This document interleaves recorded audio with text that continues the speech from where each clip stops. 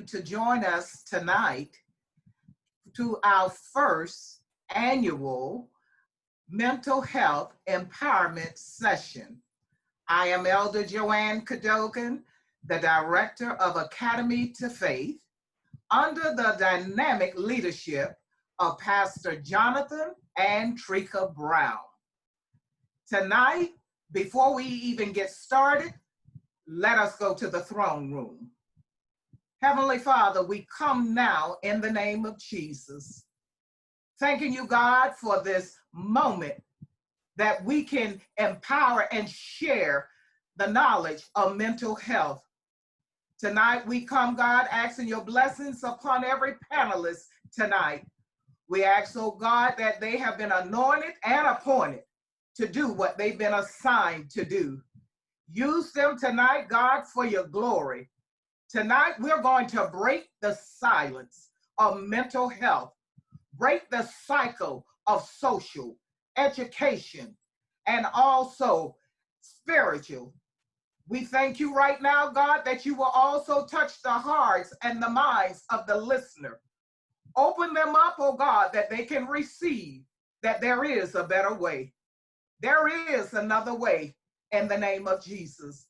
So now, Lord, we turn this part over to you. You now are the director. You are the instructor. So we thank you now in Jesus' name. Amen. Tonight, our mental health empowerment session. As we stated, the theme is, where is your mind? Where has your mind been these last few days, few years, especially even now under this pandemic? Tonight, you will find out there is a lot that deals with mental health, even right now. It's our mission to bring a better quality of life to you tonight. I hope you're excited as I am. So as I begin to introduce our facilitator, I want to share just a little bit about her. Her name is Sylvia Carol Grant. She is the founder and executive director of Priceless Pearls Youth Ambassador. She volunteers her time with various youth summits and back to school workshops. She participates in the Caps of Love program. She volunteers with Feed South Florida of Palm Beach County, and she continues to develop community partnership. Ms. Grant is a recipient of the 2018 Treasure Pearl Awards presented by the Zeta Tau Omega chapter of Alpha Kappa Alpha Sorority Incorporated. She was recently received awards for honoring the female spirit and for acting with integrity and positive intent. There's so much that could be said about Ms. Grant, but one thing I can say is she is a hard, dedicated worker of Word of Faith. She's loyal and committed, and she's definitely a true servant of what servanthood looks like. That's important.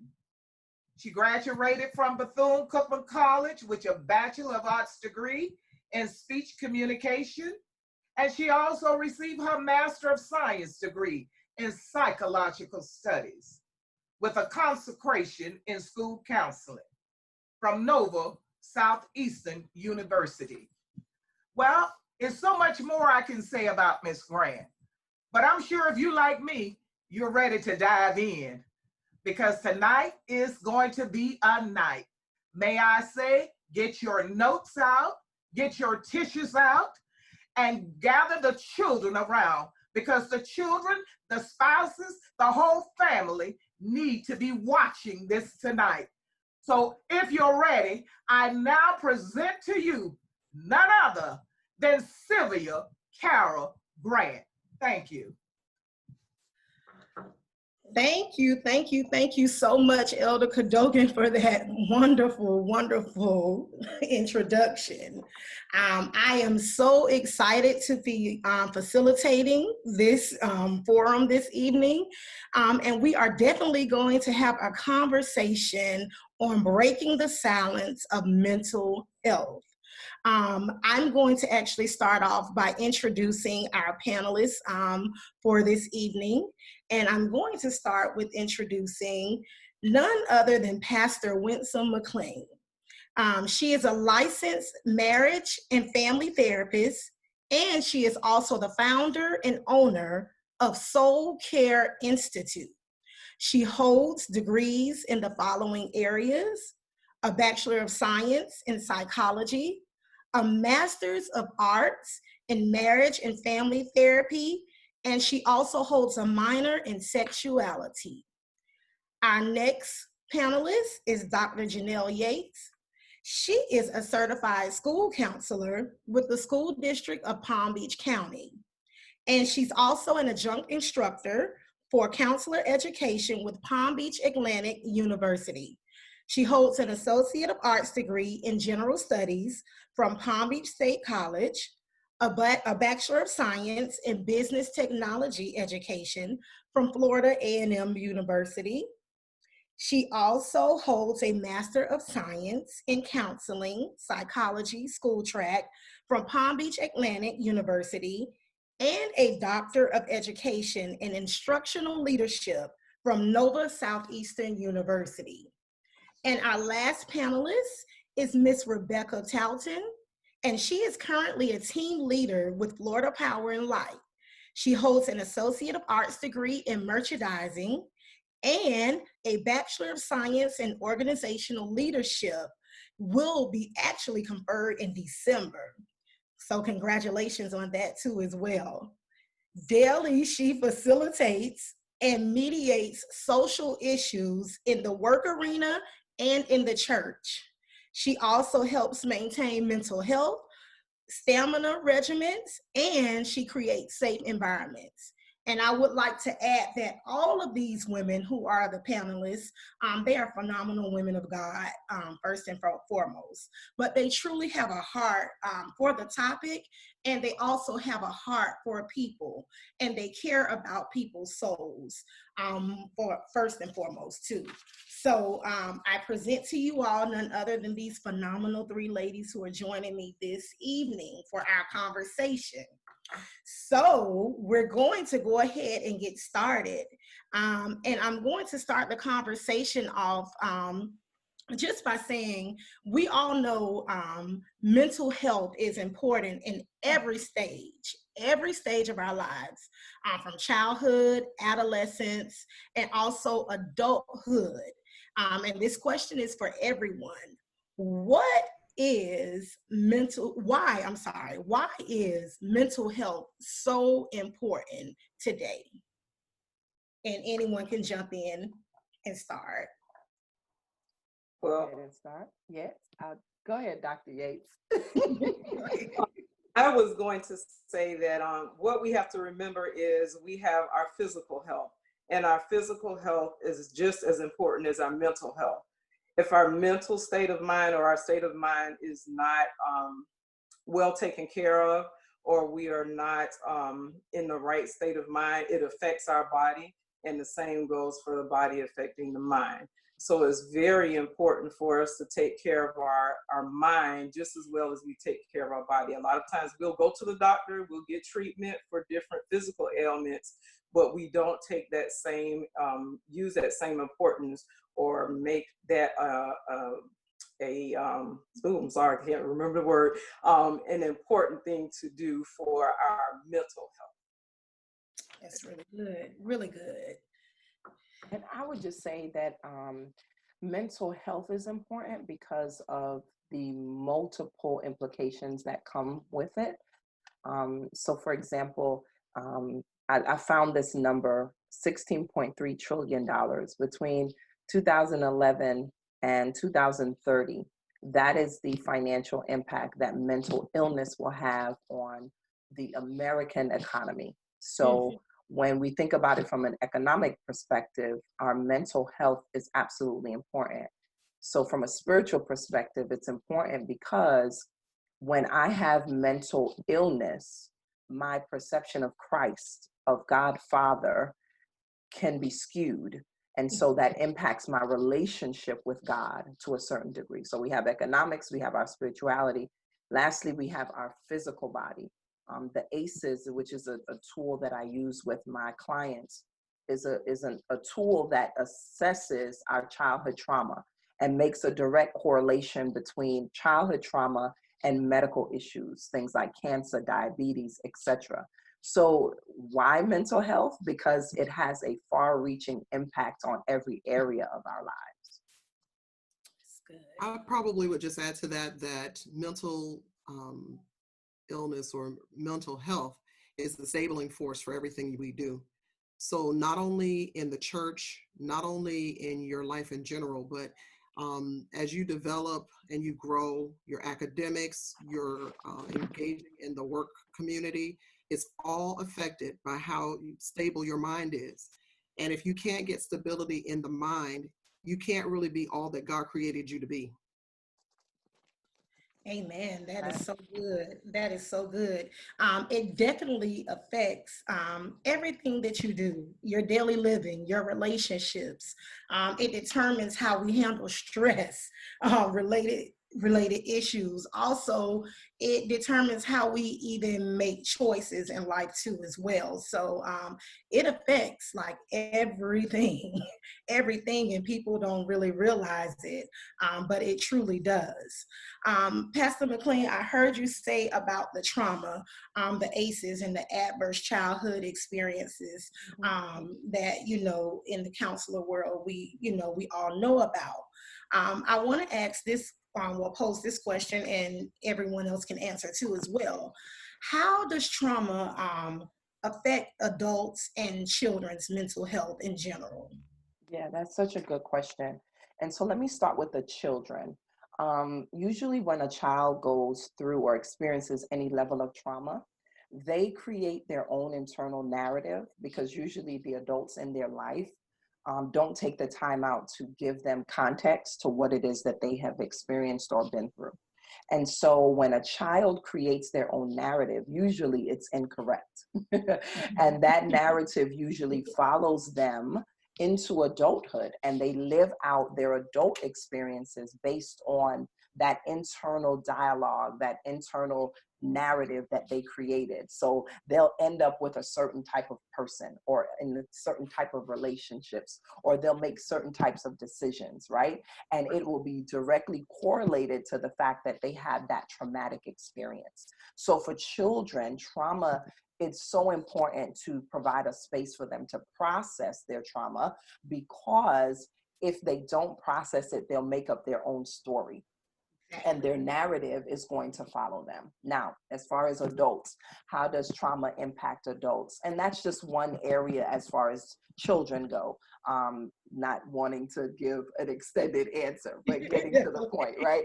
And in adults, we see that trauma can have such a diverse impact on adults. So for example, if an adult has a traumatic experience, that can really cause them to withdraw from things, people that they normally engaged with or in activities that they engaged in.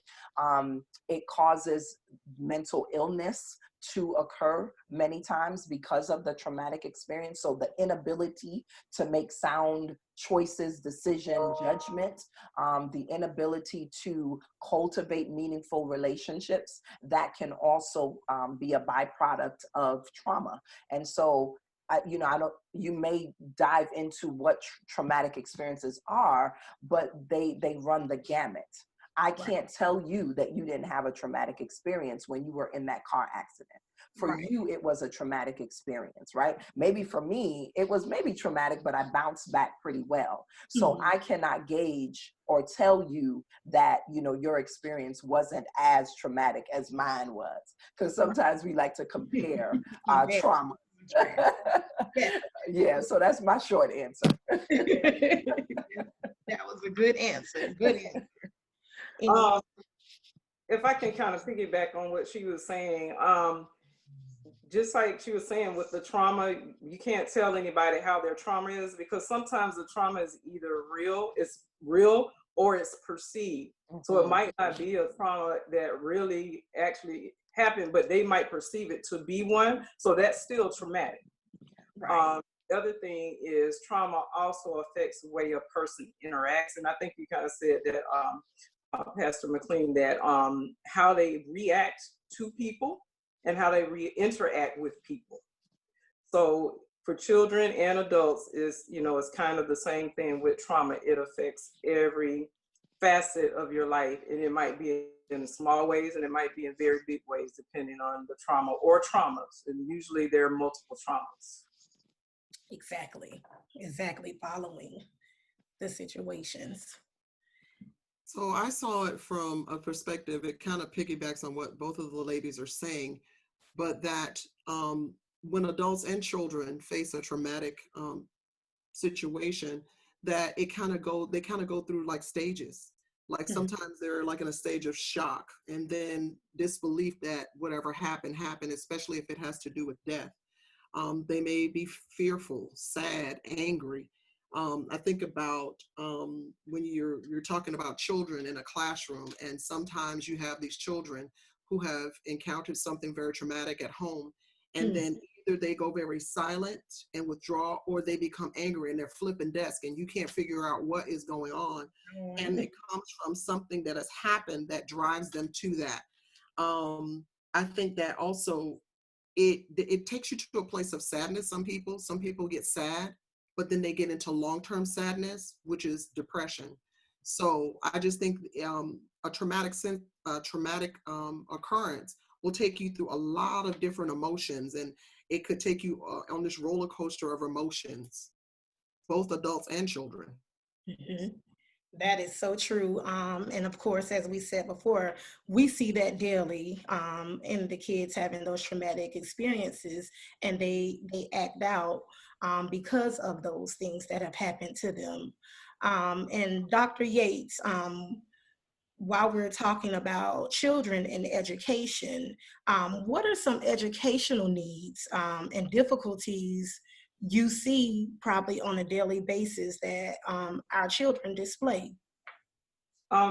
For as far as educational needs, I know that students nowadays they're starting to get a little bit more of an education about mental health, because mental health has not been spoken about, or hasn't been something they've had to be educated on or needed to learn about. And now, as we see more things happening in the news with the school shootings and different things, suicide, self-mutilation for some of the students, those are some of the things that now need to be addressed with the students.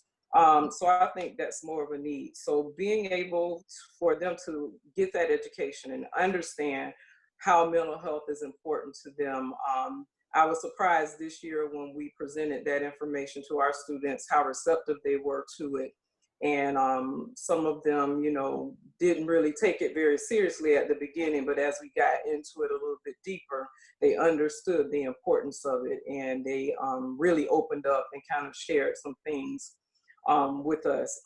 What I see a lot that they have difficulty with sometimes, and it's more my grade level because I have 6th through 8th grade, is expressing their feelings and their thoughts, and being able to open up. And the one main thing that they teach through this lesson, which is very important, is finding that trusted adult, someone that they're able to speak to and feel comfortable with. That's good. That is so good. Anyone else want to share their perspective on that? Well, how can parents, and this is for everyone, how can parents, maybe teachers, community leaders, mentors, etc., how can we all help children with mental health needs overall? Just in general, how can we help children with those needs, assisting their parents? How can the parents help? How can the mentors help? So I pose that question to everyone. I think Since I'm not that's, educated, can I go first? oh, Since I'm not educated, Okay. I'm educated, but not in mental health. So I'm speaking from the perspective of a parent and a mentor. And I think that there's no way that we can help the children to the fullest degree unless we have a partnership, that there has to be a connect between the Great. parent, the mentor, the teachers, the principal, the guidance counselor, that we form a team that Mhm. supports that child in every aspect so that they get consistency every place they go with regards to helping them to get healed and to get well. So I just wanted to say that before they deal with it from. That's Yeah, good. that No, was that's so good. good. Good. You Yes. know, I have the privilege of for the next maybe 2 weeks, I've had him for about a week and a half now, having my two-year-old twin nephews with me. And what I have noticed is that despite the fact that they're boys, and this is and I'm talking about a generational thing that we as people have gotten caught up in, into telling our young men that they no need to cry, be strong, all of these messages that we have perpetuated that have produced the type of outcomes that we see in our societies today. And so I think that parents have to begin from early to give their children space to have emotions and to express and share those emotions and provide them with language for what it is that they're experiencing. It's amazing to me that when I have, clients who are grown, they're not able to identify what they're experiencing. What does I feel some type of way mean? What does that mean? Help me to understand what exactly that means, right? So many times we don't have the language to express what we're going through, or we have basic, I'm angry, or I'm happy, or maybe I'm sad, right? So we have those three, maybe, but sometimes we're frustrated. Sometimes we're disappointed, but we don't have the language. So I think that it is important for parents and counselors and teachers, all of us, to give people permission to be human and to have human experiences. And when they do have those experiences, don't run away from them. Create space where people can be angry, they can be frustrated, and it be okay for them to express those types of emotions. I think we shut people down because we are uncomfortable ourselves with facing what it is that they're dealing with, or we ourselves haven't dealt with our own stuff, so we shut people down as a way of not having to deal with our own issues. So I think just creating that space of we all have a human experience and we all go through a range of emotions, and not run from those things, but give room and space for our young people to explore and to express themselves. That's really That's what good. I would say. Yeah, and I would say I was thinking as she was speaking about how my sister-in-law says to my niece sometimes when she's crying, "What are you feeling? Tell me what you're feeling. Not just what's wrong or stop crying. What are you feeling?" And that gives her that space to express herself and tell what she feels. Now it might be that she wanted to get a toy that she couldn't get, but she's able to express how she's feeling or how she's feeling. She will ask her also, "How are you feeling? Am I mad? Am I upset?" So she'll ask her that as well. So that's good to know.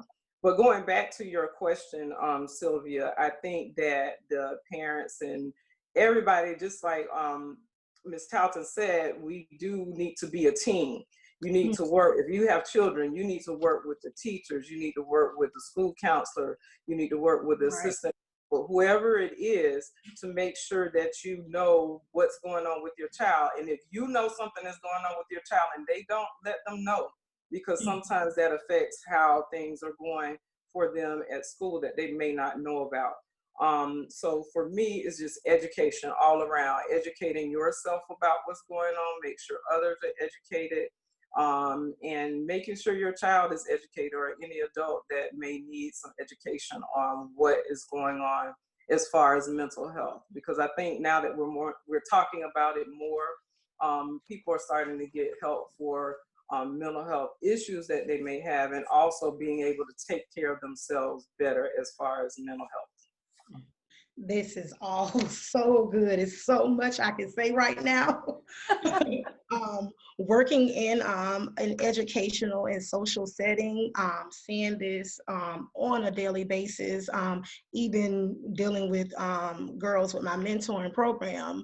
And the one thing, the collaboration that you all were talking about in developing those relationships and bringing in a team, because you may have, the teachers may have this aspect, the mentor may have this aspect, but bringing in those different resources to better assess the students, it's almost like, and the kids, it's almost like having their own individual, as we call them, IEPs in the regular school, but for even for their lives, individual, plans for them to be successful.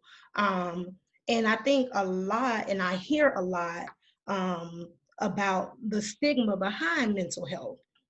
And I'm going to ask all of you all, why do you all think that there's a stigma associated with mental health in general, and even the different conditions? Because there is a stigma, and a lot of parents and a lot of students, they worry about that stigma. So of course, a lot of times they won't even try to go get help.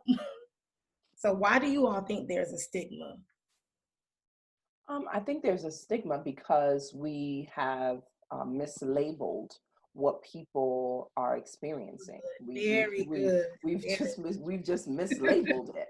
And if we were to just have a clear understanding of the fact that there are some people that have low dopamine, low serotonin, which are hormones within the brain that impact their mood, that impact their ability to be happy. If we could just normalize some of those things that are happening within our bodies, that really has nothing to do with being crazy, right? Or quote unquote crazy. I think then people would see that there is no need for that stigma. We mislabel what we really don't know or what we can't identify, right? What we can't put a name to, we'll mislabel it, right? So, I often say to people that all behavior makes sense, but you have to put that behavior in context. If you look at that behavior in isolation, it looks erratic, right? That person is, they're screaming, they're throwing a tantrum, whatever the case may be. But again, if you look at what happened right before the tantrum, it will put into perspective why it is that they're behaving the way that they are, right? And so we've looked at these things in isolation and not looked at people from a three-dimensional space, that if I'm off in my brain activity, then it's going to impact my body, it's going to impact my mood, it's going to impact the way that I do life. And so when we begin to look at people from a more holistic perspective, I think we will begin to minimize some of the stigma that we have attached to crazy. If a person grew up in a household where their father or their mother was constantly abusing them, what do you expect? Right. What do you expect for their life to produce? And so when you put it into perspective and you put it into context, of course, going to be some things wrong with me because of what I was exposed to. Let's just be real, And so we've mislabeled, we've misinterpreted, we've taken behaviors out of context, and we've just put people in this box and we've said that they're crazy. And so because of that, people then are like, listen, I don't want anybody to perceive me as crazy. So we go to the altar every Sunday, we ask for prayer, and nothing is breaking, nothing is happening, because there is work that needs to be done to contribute to our deliverance. And okay, I'm gonna stop right there. It was preachable. Word, Pastor. So I look at it from the perspective, and culturally, African Americans have dealt with mental health and mental illness in a whole different way. I think we take a few different roads towards it. Either we make light of it, we make fun of it. Everybody has that uncle that never quite, at the family reunion doesn't act right, so we just put them over to the side, and we just ignore it. And so it's just so funny to me that we will take care of so many other things, but nobody thinks about taking care of the head, and the head controls everything. Your mind controls everything, but we just don't do it. And we will call it, we will label it. I love the fact that you talked about is that we put a name on it, and we misinterpret it, or we misname it, and we call it crazy. And who wants to be called crazy? Right. Or we use it as a joke. You so crazy. We do that all the time. And for someone who is struggling with not being mentally well, that is going to make them feel more isolated, more separated, more like they don't belong. And it doesn't push them towards getting well. It really pulls them away. I think that in the church, we have made the mistake, like Pastor McLean said, we want to pray it away. And so prayer combined with taking the measurable steps that you need to take toward your healing is an amazing combination. But you need, we can be at the altar all day and all night for several days. But if you have an imbalance in your mind, if there's something that's not balanced, if there's something that is medically wrong, it's not going to get healed. Mm-hmm. So that's my perspective on it. That's really good. So I'll come from a different angle, and it kind of ties in with what both of you all were saying, is that, you know, sometimes people, if you don't understand it, then then like you say, you're going to label it something else. If you don't understand what it is, or you don't have a clear picture or understanding of it, and how it can be changed, or at least coped with, then of course it's going to be something that you're going to label something different. But being able to understand and support the person who is going through the mental health issues is very important. So that stigma is something that we have to eliminate, especially like we said in our culture, to make sure that people understand that this is something that can be helped. But at the same time, we need everyone to understand how it works and what we need to do to help support that persons who are going through it. This is so good. You all know this is down my alley, which leads into my next question that I had when you all were talking about the whole spiritual aspect. How does one as a believer merge the practical and the spiritual as it relates to the mental health? Because as you say, a lot of times we want to just pray about it. And don't get me wrong, yes, we should pray. But how do we merge that practical and that spiritual together as a believer? Lady Okay, Grant, you have me jumping out my seat right I now. know she's getting ready. I know she's getting ready to preach. So let me get my little couple of words in. I know we're ready to go before the throne. So your question is how we merge the spiritual with the natural, with the natural, yes. Okay. The practical. I think that if we do nothing here tonight, we have to be transparent. So I will use myself as an example. There was a time in my life where it seemed like, well, it was at a time my father was diagnosed with cancer, and it was not, they had operated, and we knew that he was not going to make it. At some point they said, we've done all we can. And so it's just a matter of time. And so in the same time frame that he is transitioning or going towards where he's not getting better, there was a lot of death around me. I mean, it just seemed like I was at a funeral every weekend. It just became like I think I zoned out. And there was things going on in my family with my children. I just think that there was just no point where I could look, where I could see a clear landing space.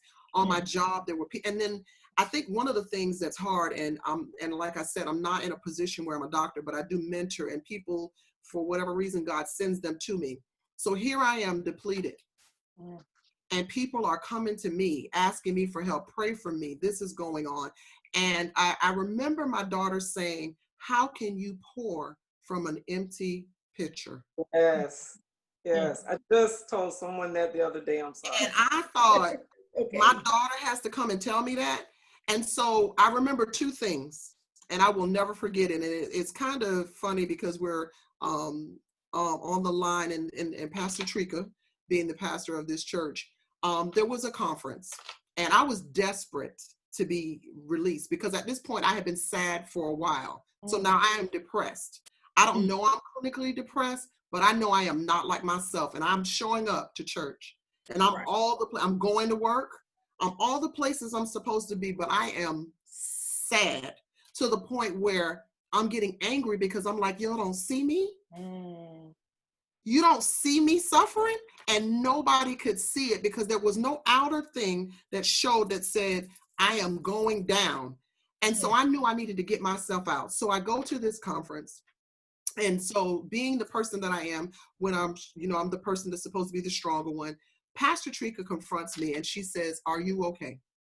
What's the thing that I say? Yes, I'm good. Because that's what we do.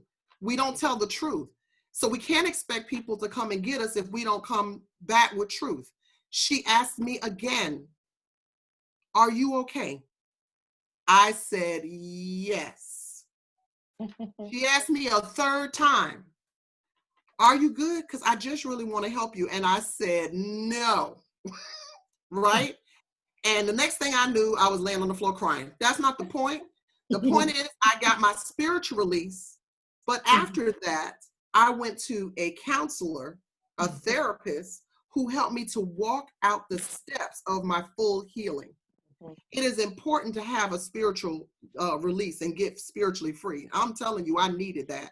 But I also needed to go to someone who could teach me how to implement the steps towards my wellness so that when I see that time come again, God forbid, if I should go to a place where I got sad again, I would know that it's not okay. It's a natural emotion to be sad. It's not okay to stay there. And now I'm able to identify that, not only to help myself, but to help other people. And I'm that. That's me. That's very something. good. Very good. Yes, that was so good. That was so good. But I want to speak to it from a practice perspective, meaning from a experience that my clients would have with me, because I am theological in my disposition and I am psychological as well. The merging of those two things is such a beautiful experience for me. And literally, I have a client right now that is right at the forefront of my mind, where there are demonic doors and gates that had been opened in her life, right? And so because of the fact that I understand the spiritual implication, right, I am able to lead her through renouncing and breaking down those spiritual strongholds that has literally held her captive. And in the next breath, I'm able then to condition her in the area of cognitive behavioral therapy on how to begin to renew her mind. The spirit is important because I literally see the spirit as the door, right? Amen. When I deal with the spiritual components of what I'm facing, there's a door that's opened, right? And it's like a lifting.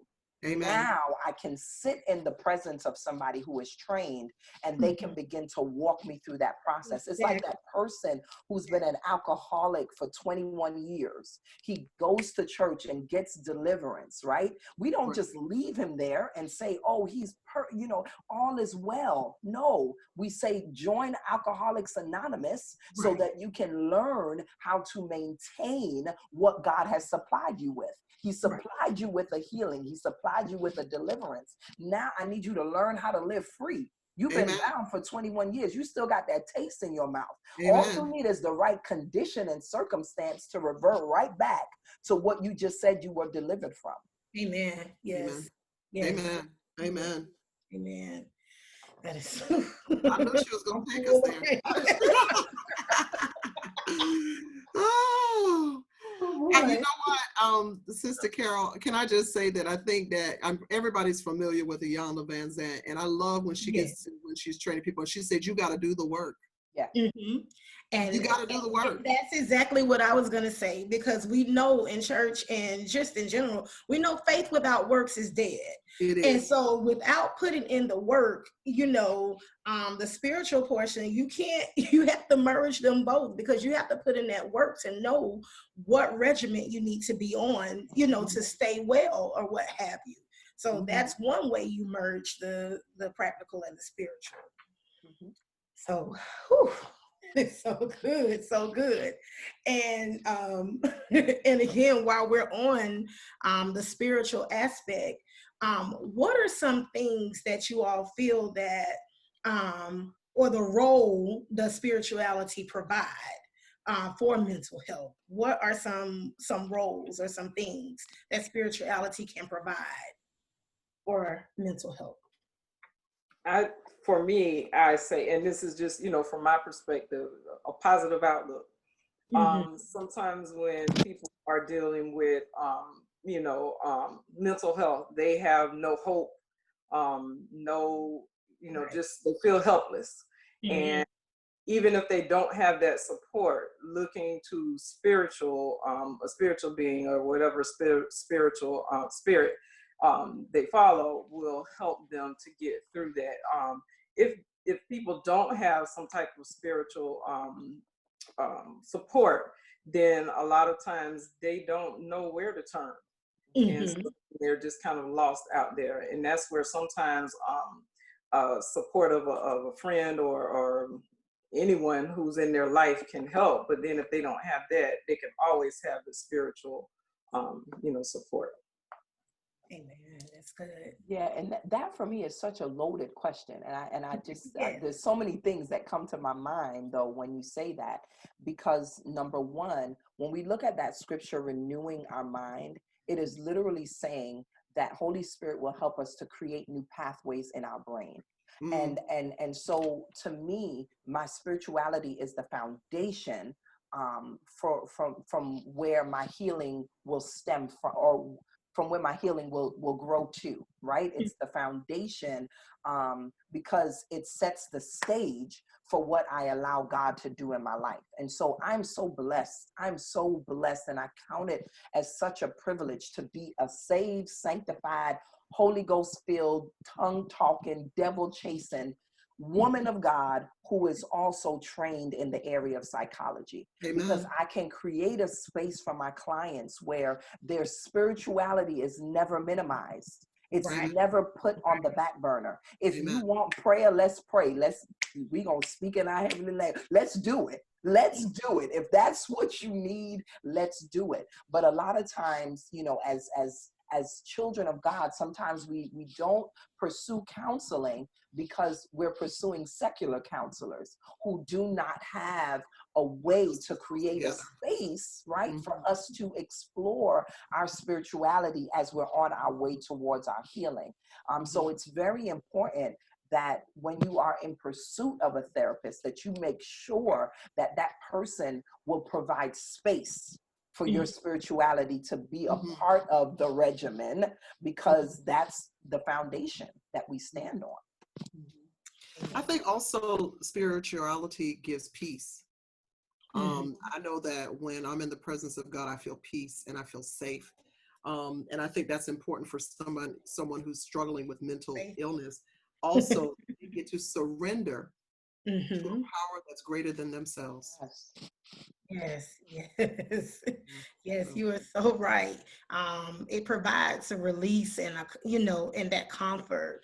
And you also, once you build that and develop that relationship with God too as well, it provides those scriptures and those positive affirmations and the scriptures of affirmations that you can just revert back to help you with your healing.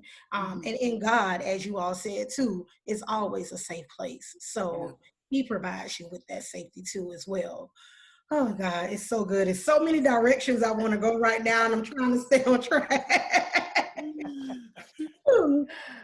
But at this time, we're going to pause for a moment and answer a couple of questions from our viewers. Maybe we'll take two right now.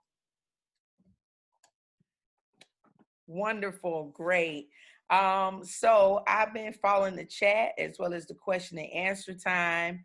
And one question is, what if as an adult, you may not remember all of your childhood, but feel that something has happened because it's easy for you to withdraw from people and easily to shut down? So as an adult, if you can't remember everything from your childhood, but you know you feel something has happened, and it's easy for you to withdraw from people and easily to shut down. So I think, that just speaks to patterns. Our lives are really not that complicated when we actually give ourselves an opportunity to track our behavioral patterns. And usually behavioral patterns are connected to specific traumas. And so that's why it's important to, I mentioned the ACEs earlier, adverse childhood experiences. Literally, there are 10 questions, and I took those 10 questions and paired them with how you would experience those traumas from a childhood in adulthood.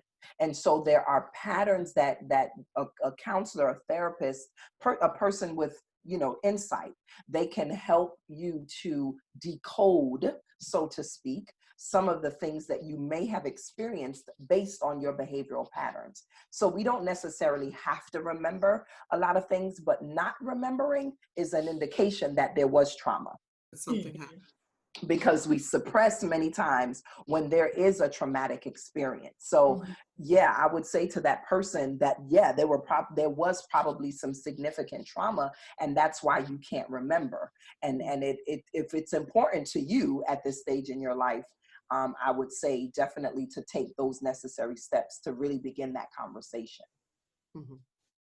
And to add to that, just to say, if you do, pursue that and get some help, be ready to do the work, because they're going to push you. Yeah. And when they push you, you may go to places you may not want to go. But if you really want to get to the bottom of it, you have to go all the way. I was just going to say the same thing. It's a journey. It's not. And I think that is one of the reasons that people are probably fearful about going to therapy, because they don't want to open up the wound. They don't want to rip the Band-Aid off. But if you want to be healed and you want to be delivered and set free, you got to go to the root of the thing and pull it out by the root. And so it takes time, but boy, on the other side of it, you can't even imagine what your life will be like. You'll be free from that, and you'll be able to operate and function like you never did before. And you don't realize how heavy of a weight that is to carry around with you until you no longer carry it. Right. All right. Another question. What is the difference between mental health and mental illness, or is there a difference?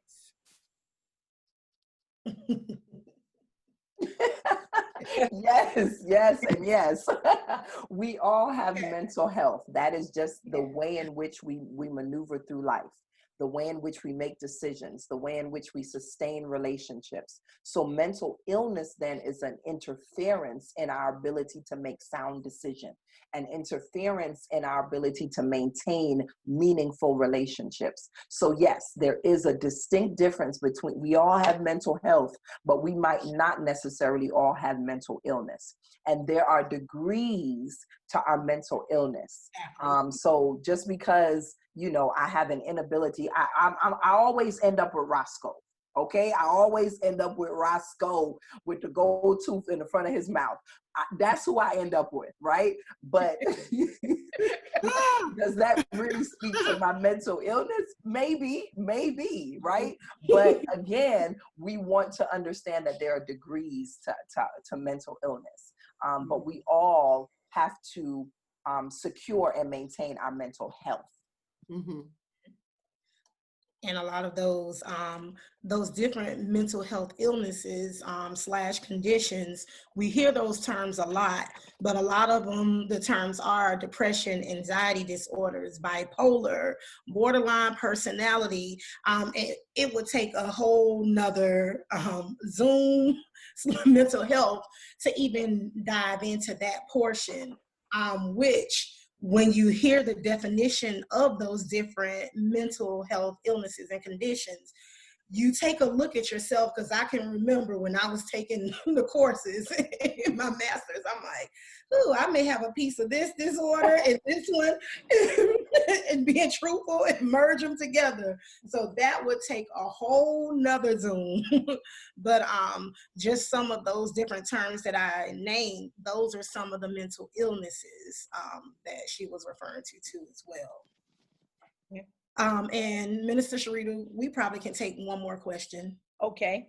What are some ways that we can determine what can be a traumatic experience to our kids? Because we think of major situations, but as far as kids, what can be a traumatic experience for our kids? How can parents determine what can be a traumatic experience to their kids?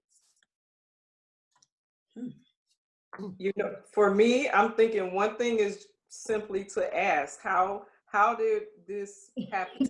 If this happened, how does that affect you? How do you feel? If you notice, and this is kind of extreme, but if you know, you're going over to Uncle Ray's house and they don't want to go to Uncle Ray's house, why do you not want to go? Ask them why they want to go. Tell them you don't have to worry about saying anything. Just be specific about what it is. And you just have to communicate with your child. Also, I would say just notice, sometimes they may not always say things. It may be a physical reaction. It may be, it can be anything. Be observant. Right. Notice, because sometimes things you don't hear, you may see, or you may observe in some of the actions that they take. I agree with Dr. Yates. Pay attention to their silence. Pay attention to their body language. Just pay attention to your children in general. And you know, parents usually, you know your child, but pay close attention. And I say this again, pay close attention to their silence. Pay close attention, their body language, and even areas on their bodies, because and I know this may be a little extreme, and sometimes you may not even know, sometimes they may start doing things to harm themselves, as far as cutting and things of that nature, and you won't even know. So sometimes you do have to go that further, to look, be very vigilant. I would say, be very vigilant. Couldn't one of the signs also be that a child might start to wet the bed? They may not have been a bed wetter before. Yes. And they start wetting the bed all of a sudden regularly. It Mm-hmm. kind of pinpointed that might be a launching pad for you to go through and try to ask the question. That is definitely one of the signs. Yeah. Definitely one of the signs. Absolutely. Well, we have more questions. Whenever you want me to come back, I'll be ready. I know you will. This is just like really so good. I will ask this question. Now, how does one outline a good mental health / self-care regimen when their life is full of overwhelming responsibilities, full of different situations and things happening, everything just coming at them all at once? How can they outline or maintain some type of self-care or some type of system or regimen for their lives? Well, on this question, I felt like you came for me on that one. I said, okay, I feel like that's personal. You have a full schedule, you know, you're working a job. I'm currently in school. Classes have gone online. I am an adult learner. That's not delight for me. You know, I have adult children who have adult problems. Yes. Old husband. It's just, you know, it's a lot of different things going on. And so I thought, okay, how do you get to a place where you outline good mental health? Is that you have to make it a priority. You have to make it a priority. If it means something to you to be sound, if I know that people are relying on me to be stable in my thought process, to come up with answers to hard questions, then I have to take some time out to get in that secret place, spend time with the Father, first of all, And just sometimes it's just about being quiet someplace. Just Mhm. taking a mental health checkout where you're not looking at TV, you don't have your phone, you're just sitting in silence and So, taking a Yeah. deep breath. I used to laugh at people when, you know how they do the yoga and they do all the, but breathing is an incredible gift. Taking deep cleansing breaths, just Right. restoring yourself, giving yourself a chance to just be still is how you begin the process. Of course, eating right. Of course, exercise. That's why I felt you came for me, because I said, those are the things I need to Love get this that stuff. together. Because I think that eating healthy, exercising do contribute to your mental well-being. It I does. know when I exercise and I'm doing the things I'm supposed, Feel drinking better. enough water, I'm good. Like, so you may knock me off a little bit, but I bounce right back.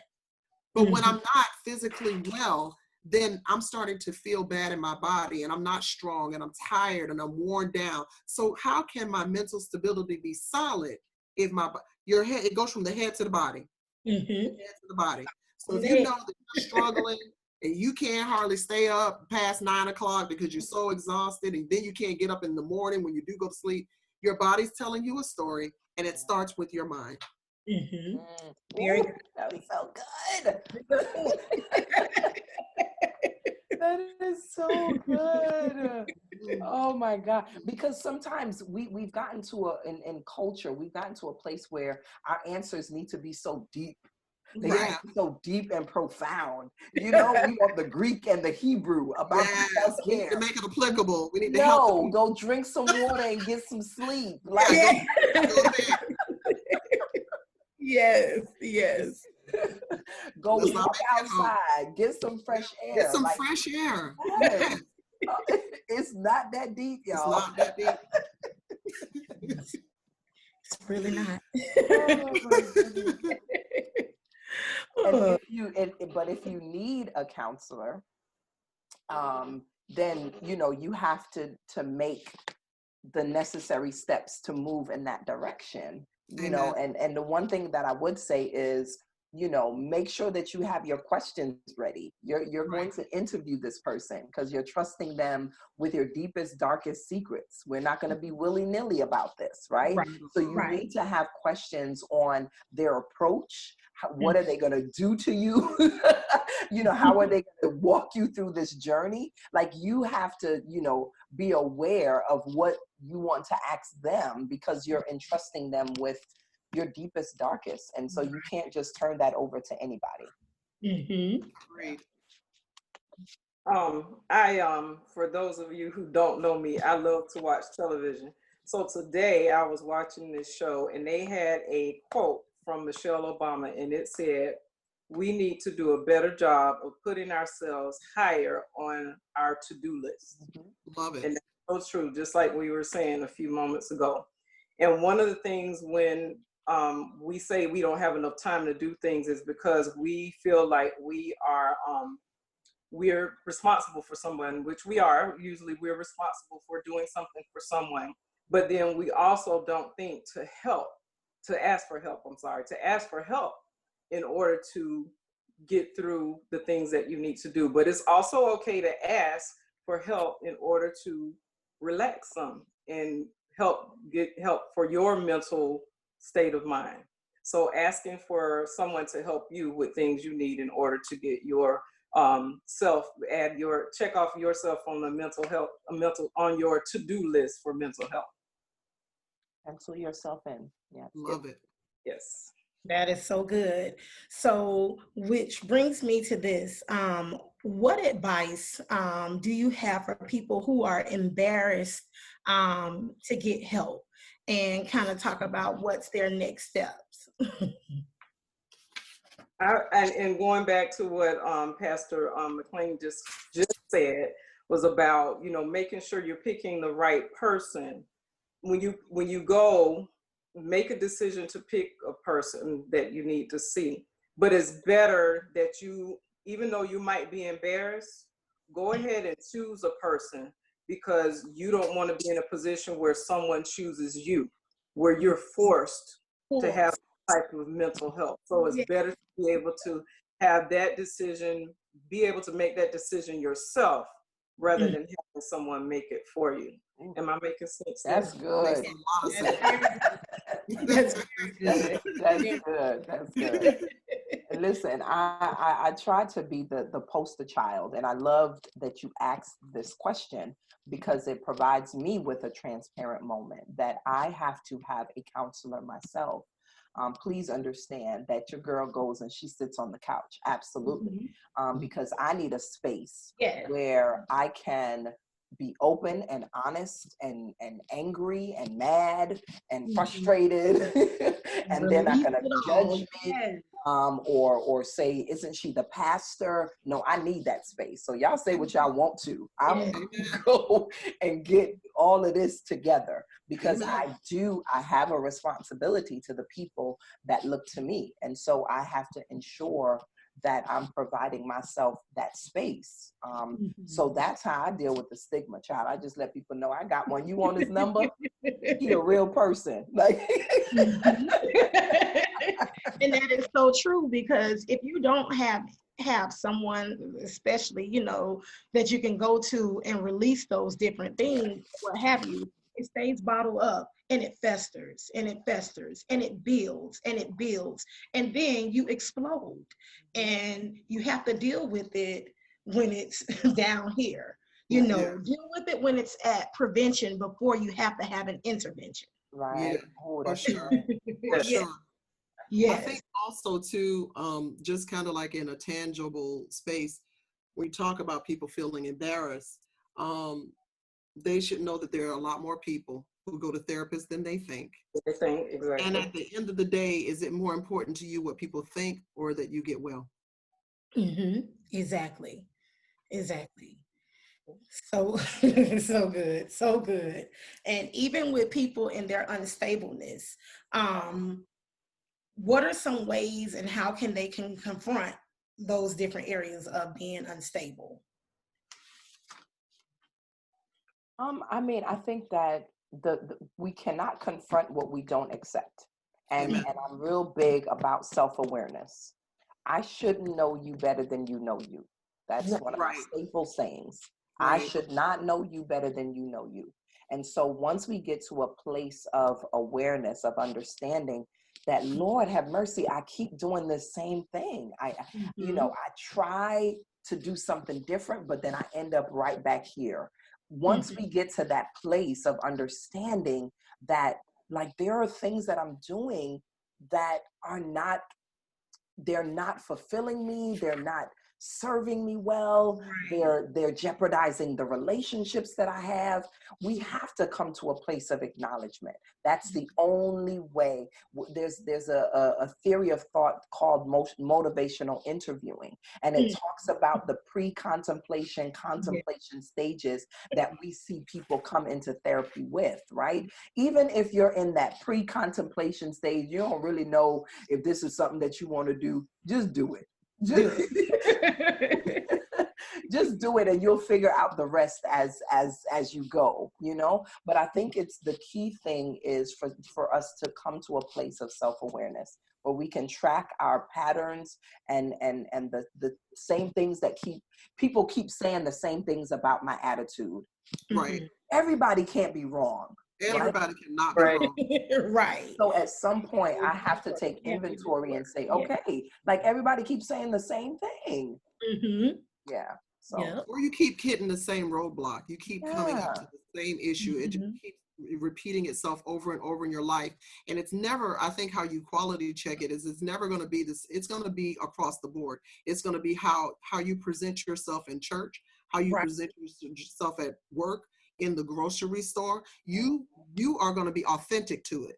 And so that's why it's important to, I think, two things. You definitely got to pray and get God's directive that you feel comfortable and you can get where you need to go. And finding one person before you even get to therapy, I think it's important because for some people that may be a giant leap going to a therapist. They're like, that's a lot, you know, I don't even know, and I don't, all these things. Find one person that you feel comfortable with, that you can be completely open with. And you're not telling them everything. You're just saying, I feel like I'm in trouble. I feel like I need to talk to someone. Right. And I believe because you've started out with prayer, God will lead you to someone who will have a number in their phone Mhm. that will get you to somebody who can take you through the journey of healing. Yeah. That is I so give out therapist numbers all the time, just like they're gone. Because at some point you have to know, I think especially for me, because I'm on the panel with two people who can go the next steps, is what has been important for me is knowing when my journey has stopped with that person. Mm. When I've come to the end of what I can do, and I can pass the baton to one of my sisters and say, this is what you need to do. Mm-hmm. That's right.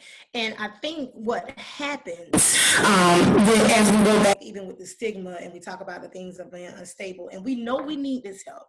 We know that we're not ourselves. And we start doing these things and we're crying out really for help or what have you. I think it goes back to the stigma behind, like what we were saying in the beginning about the mental health and the illnesses. And we don't want to be labeled. But just as my god sister, who is a therapist, she said to me before, just like you would go to a specialist for something that is going on with you and your body. Of course, you'll go to a rheumatologist or what have you. You need to go to a specialist for your mind, to make sure that you're sane and you're whole and to help you stay complete. And with that being said, that's a therapist or a counselor's, specialty. So it's okay, so that they can come and help you outline, as we were just talking about, the regimen for you and for your life. Come up with an individual plan for your life so that you can be better and be successful. Yes. And it's okay. It's okay. And as we say, we go to our pastors for spiritual guidance or what have you, go to our doctors for primary care visits and things, and for our mind and different other things that we're dealing with, how we feel and behave and all of that, we need to go see a counselor or a therapist because that's their specialty. Amen. So right here, I am going to stop again, and I'm going to let us answer a couple more questions before we start wrapping it up. Whew, all right.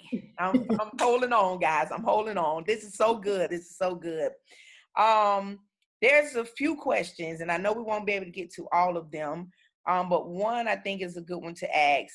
They say it's high rates of depression and anxiety are a public health crisis. What are your thoughts on the gender disparities seen in the prevalence and course of these disorders as women and adolescent girls experience these mood disorders at a higher rate? What are your thoughts on the gender disparities seen in the prevalence of depression and anxiety and how it is coming in women and adolescent girls at a higher rate?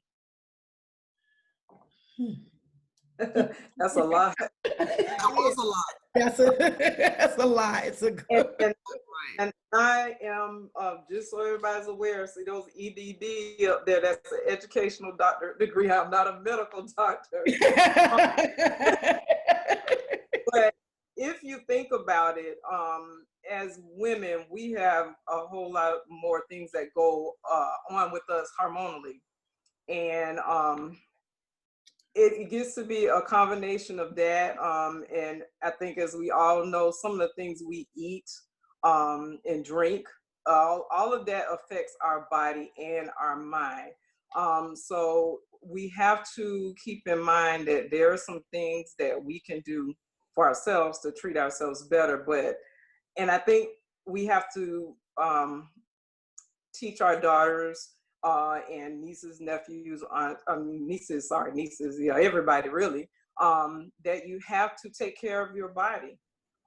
Because if you don't take care of your body, it will affect how your mind is.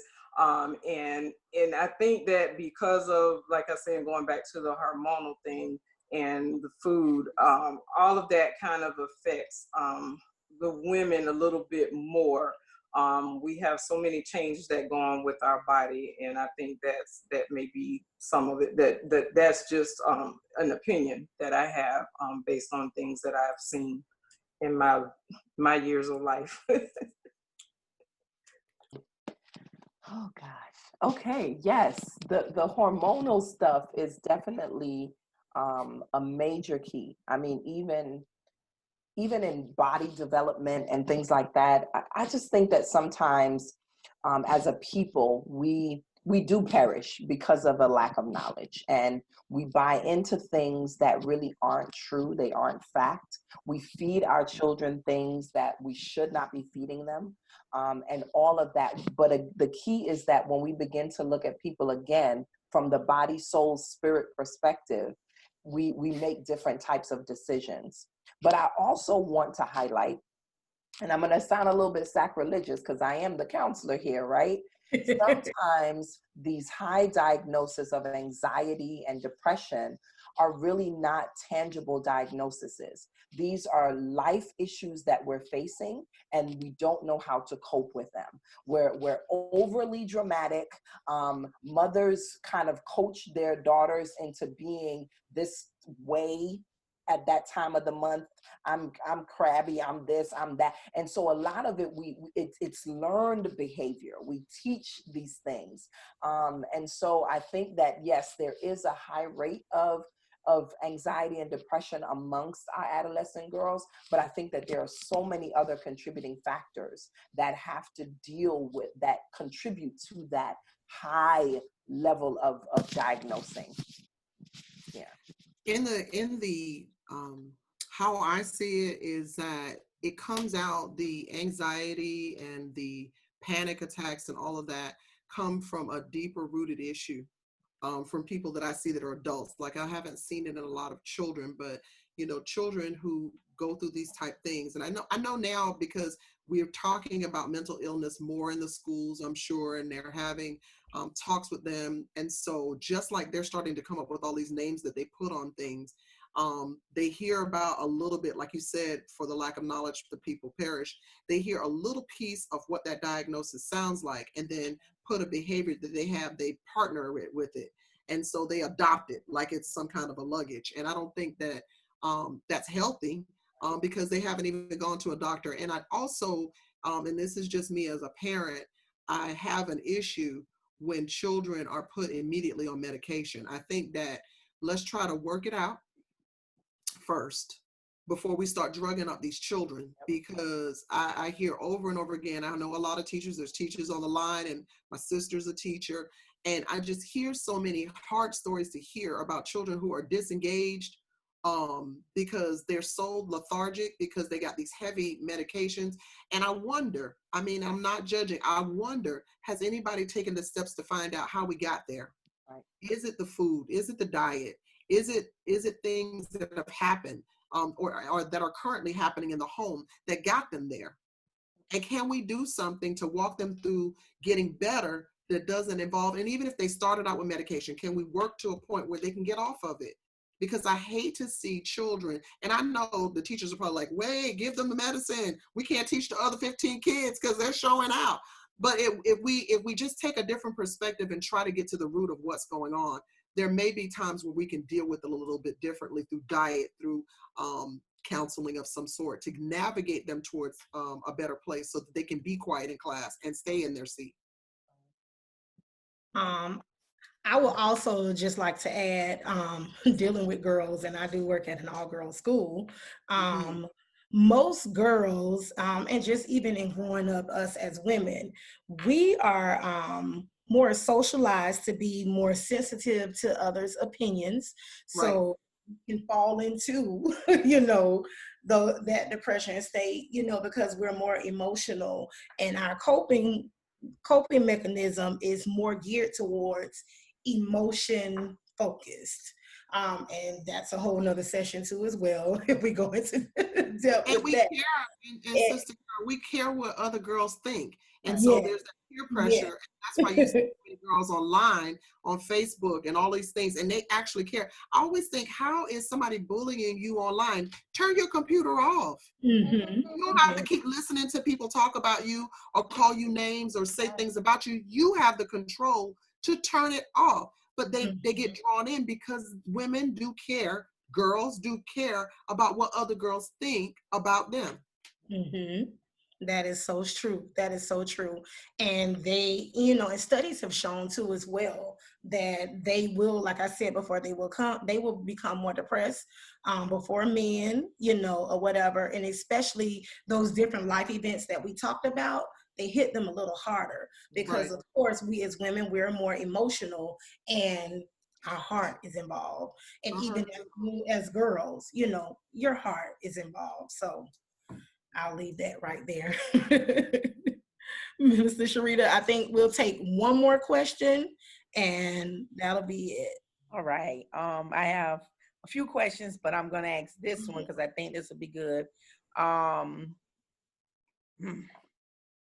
Wow. What would you say? This is a question. Someone asked, what would you say to a pastor who is mentally unstable but is still trying to preach? Wow. That they asked. I didn't. Wow. Let me say I didn't ask that. Somebody question. Wow. That's okay because those are things that we're dealing with daily, you know, and we breaking the silence. We're breaking the silence tonight. Breaking the silence. Might as well. Woo-hoo. So can I just say this? I think that from a pastoral perspective, I think that especially if your leaders are paid, you know, and especially if they're not paid, because that means that they're working somewhere else, that a part of the budget, yes, I said the budget, should go towards ensuring that our leaders have to their disposal therapeutic services. Not if they need it. I say if they need it, they should have it at their disposal, because I think that should be a part of their process as it relates to leading God's people. You have blind spots. There's a study that was done that makes a direct correlation between pastoral people, serial killers, and narcissists. Wow. They share similar characteristics. And so when I read that thing scared me. And that was really one of the primary reasons why I was like, let me go sit on somebody's couch, because I don't want the spirit of manipulation to rise up in me. I don't want to be doing things to God's people that is outside of his divine will. And so we have to just ensure that our leaders are getting the appropriate care that they need. And you have to be that person to make a decision as to whether or not you are comfortable under that leadership. This is real talk, like real talk. If you're able to discern that your leader needs therapeutic services, like that there's an illness there, then you have to decide whether or not, you know, that's somewhere that you want to continue to attend. But it should be a part of the budget. It should be a requirement. I think especially if nobody is in a comfortable place of leadership to be able to have that conversation with the pastor, because clearly if they're continuing to minister and no help has been sought, then either they don't feel like they have a problem, or nobody has discussed there being a potential problem. Right. And so there has to be a whole lot of prayer that goes before that, because not just anybody can roll up to the pastor and say, you know what, I don't think you're clothed in your right mind. And so I need you to go and get therapy. I don't think that's going to work out. Right. So I think it's really about maybe that you share with maybe one of the deacons or somebody who is in a high place of leadership that might be in a better position to have that conversation with the leader. If everybody kind of knows it and they're talking to each other, which is what we do in church, right? We talk to sister so-and-so and she tells somebody and she tells somebody and she tells somebody, but we never get it to the source. So you got to go directly to the source, because if you care about your leader and you care about your church and you'd like to stay, then you want him or her to be well. To be well. Amen. That's good. All righty. I think that was it for our Our last question. Ladies, at this time, I'm going to ask you all if you all have any final remarks that you would like to openly say at this time before we end this session. I just want to say thank you for having me and all of the women who are on the panel on. And also, I guess if there are questions that didn't get answered or we didn't get a chance to hear, maybe we can answer them later, either in another panel or in, have somewhere where we can post the responses to them. That's But good. I appreciate you all thinking of me and asking me to be a part of this. It was awesome. We thank you for being a part. Thank you for your perspective too and expertise. So I before the too next want to person thank, I goes, want to thank you for the invitation. I don't even know how I got in this lineup because these are some heavy hitting women, but I have definitely enjoyed it. I think that it's been therapeutic for me and prayerfully for those who have joined the line, that they got something in a different perspective on mental health and wellness, and that they will make the measurable steps to get well. And I am also available if there's some things that we can answer from, from a layman's term. I'm more tangible, so it's going to be, this is what you need to do type thing. But I have been really blessed by the other ladies, so I'm just really grateful that we got to do this tonight. And you got in this lineup because you are a leader and you're a counselor at heart. So. Aw. Yeah, I just want to say again, yes, absolutely. Thank you so much for just the opportunity to be here tonight. This conversation I feel is so necessary, especially in the kingdom. And I think that if we continue this type of dialogue, then the stigmas will be broken, right? Those things that we have attached to, those thoughts that we have attached to what mental health, mental illness is. We can really begin to eradicate those in the body of Christ. And I would just say that hurt normally occurs within the context of relationship, and healing has to occur within the context of relationship. We have to heal in relationship. We have to heal with partners. The Lord said it's not good for man to be alone, not just a man and a woman, but community. We need a community. That's good. That's good. Healing, right? We need to be in the company of people that want to see us well, and that they will challenge us to take our wellness into our own hands. So somebody else wrote the first chapter of my life. I get an opportunity to write the last half of those chapters. So healing is possible. It's possible and it is available. But again, like the ladies reiterated tonight, we just have to do the work. Thank you for the opportunity.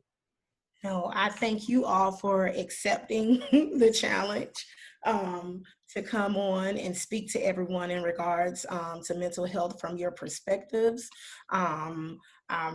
Really, you all are some phenomenal women. And also, I just got word, and I know we were laughing about it earlier, that we have been asked to do a part 2. So I may be getting back with you all soon. Because this was really good, and maybe next time, if you all are willing and able to, we can get into the meat of some of the mental illnesses and the different conditions. So at this time, we're going to actually bring on none other than Pastor Trika Brown for some remarks. So you're on, Pastor Trika.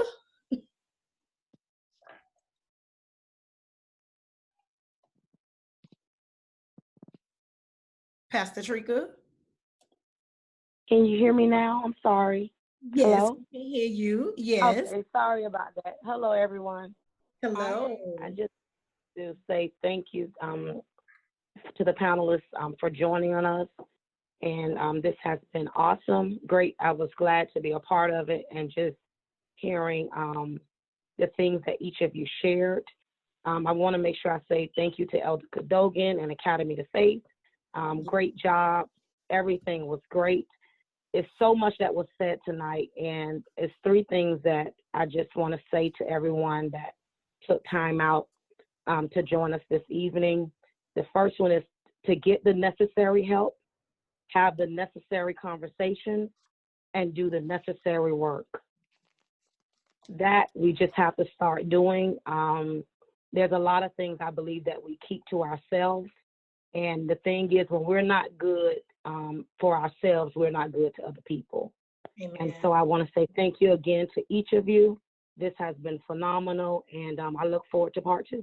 God bless you. God bless you too, and thank you, Pastor, for those remarks.